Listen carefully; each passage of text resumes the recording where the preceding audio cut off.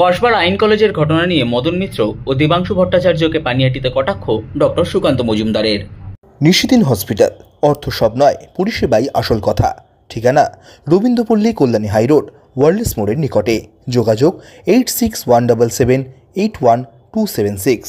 কসবার আইন কলেজের ঘটনা নিয়ে বিতর্কিত মন্তব্য করা ইতিমধ্যে বিরোধী দলগুলির আক্রমণের মুখে পড়েছেন রাজ্যের প্রাক্তন মন্ত্রী তথা বিধায়ক মদন মিত্র। এবার রাজ্যের প্রাক্তন মন্ত্রী মদন মিত্র এবং যুব তৃণমূল কংগ্রেস নেতা দেবাংশু ভট্টাচার্যকে একযোগে পানিহাটিতে সংবাদ মাধ্যমের মুখোমুখি হয়ে আক্রমণ করলেন রাজ্য বিজেপি সভাপতি তথা কেন্দ্রীয় শিক্ষা প্রতিমন্ত্রী ডক্টর সুকান্ত মজুমদার। তিনি তৃণমূল নেতাদের রুচিবোধ নিয়েও প্রশ্ন তোলেন এবং বলেন, এদের কাছ থেকে রুচিহীন ব্যক্তিদের কাছ থেকে ভালো কি আশা করতে পারি আমরা?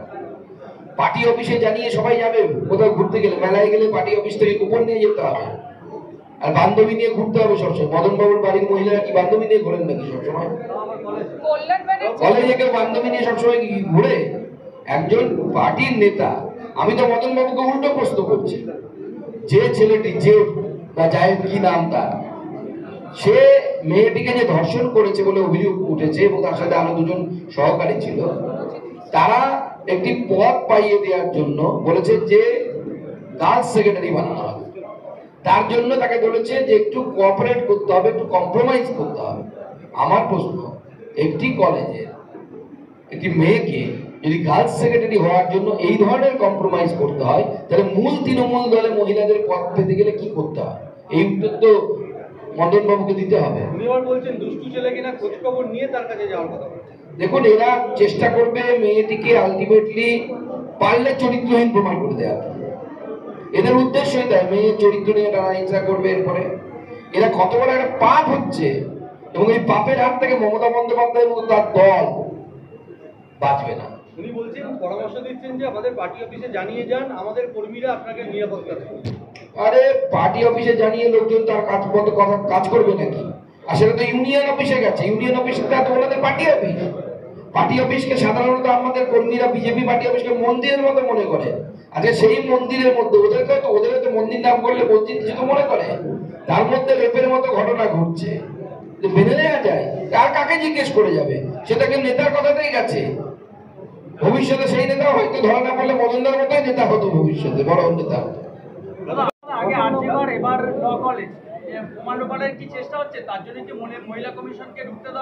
দেখুন, মহিলা কমিশনকে ঢুকতে দেওয়া হচ্ছে না, এবং আমাদের কেন্দ্রীয় নেতৃত্ব, আমাদের সর্বভারতীয় সভাপতি জেপি নাড্ডা সাহেব একটি টিম তৈরি করে দিয়েছেন, আপনারা জানেন।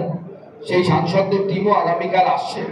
আমারও বিশ্বাস তাদেরকেও ঢুকতে দেওয়া হবে না। উদ্দেশ্য হচ্ছে যেন তেন প্রকারেণ ধামাচাপা দেওয়া, প্রমাণ লোপাট করা। এবং আমি অবাক হব না যদি 2-3 বছর পর এরকম দেখা যায় যে যারা অভিযুক্ত তারা বেকসুর খালাস পেয়ে গেল মমতা বন্দ্যোপাধ্যায়ের পুলিশের জন্য। কালকে অশোকনগরে দেবাংশু ভট্টাচার্য বলেছেন যে উত্তরপ্রদেশে যা রূপা গাঙ্গুলি, লকেট চট্টোপাধ্যায়রা রাতের অন্ধকারে 2 ঘন্টা ঘুরে নিরাপদভাবে ফিরে আসুন। কলকাতায় নিরাপত্তার অবস্থা মহিলাদের জন্য অনেক ভালো, উত্তরপ্রদেশ খুব খারাপ। আপনাদের মহিলা নেত্রীরাও সেখানে নিরাপদ না, কি বলবেন? দেবাংশু ভট্টাচার্যকে আগে বলুন একবার গুজরাট থেকে ঘুরে আসতে, যেখানে ওনার বাবা চাকরি করে। যে ছেলের বাবাকে সংসার চালাতে পশ্চিমবঙ্গ ছেড়ে গুজরাটে গিয়ে কাজ করতে হয়, তার কাছ থেকে বড় বড় জ্ঞানের কথা শুনবো? ওরকম ছেলে ঢাকার থেকে না থাকা ভালো। ধরো জোয়ান দামড়া ছেলে, তার বাবাকে গিয়ে অন্য রাজ্যে পরিযায়ী শ্রমিক হিসেবে কাজ করতে হচ্ছে, ছেলে মেয়েটা মমতা বন্দ্যোপাধ্যায় পদগ্রহণ করে বেড়াচ্ছে। কলকাতা খুব নিরাপদ শহর। আসলে দেখাই যাচ্ছে কি নিরাপত্তা। ওনার বাড়ির কোনো মহিলার সাথে হলে পরে বুঝতে পারতেন যে কত নিরাপত্তা ঝরে ঝরে করছে। নিশিদিন ডায়াগনস্টিক সেন্টার, এ কমপ্লিট ডায়াগনস্টিক সলিউশন। আমাদের ঠিকানা 144/1 সেন্ট্রাল রোড, আনন্দপুরি, ব্যারাকপুর, কলকাতা 122।